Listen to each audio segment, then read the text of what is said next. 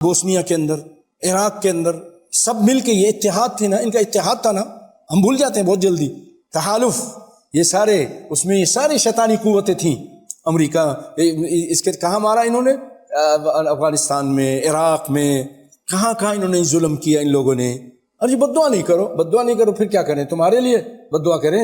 تم جو ان کی حمایت کر رہے ہو تمہاری بد دعا کریں؟ کیسی بات کرتے ہو؟ ان کے لیے دعا کریں. انہوں نے ظلم کیا، ان کے لیے بد دعا ہے. نبی صلی اللہ علیہ وسلم کر رہے ہیں. کیا کیا تھا ان لوگوں نے؟ 70 قاریوں کو مار دیا تھا. 70 قاریوں کو دھوکے سے بلایا ان کافروں نے اور ان کو قتل کر دیا. اور تو نبی صلی اللہ علیہ وسلم نے 1 مہینے تک ان کے لیے بد دعا کی. بخاری مسلم کی روایت ہے.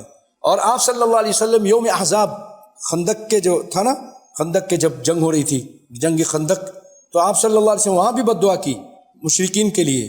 کیا دعا کی؟ اللہم منزل الکتاب سریع الحساب اللہم اہزم الاحزاب اللہم اہزمہم وزلزلہم. یا اللہ ان کو شکست دے، ان کافروں کو، اور ان کو ہلا دے. اور اسی طرح آپ صلی اللہ علیہ وسلم نے بد دعا کی اللہم قاتل الکفرۃ الذین یکذبون رسلک. اے اللہ قتل کر کافروں کو، ان کافروں کو جنہوں نے تیرے رسولوں کو جھٹلایا اور تیرے راستے سے روکتے ہیں. وَجْعَلْ عَلَيْهِمْ رِجْزَكَ وَعَذَابَكَ. اے اللہ اپنا عذاب ان پہ نازل کر. رجز بھی عذاب کو کہتے ہیں، عذاب بھی عذاب کو کہتے ہیں.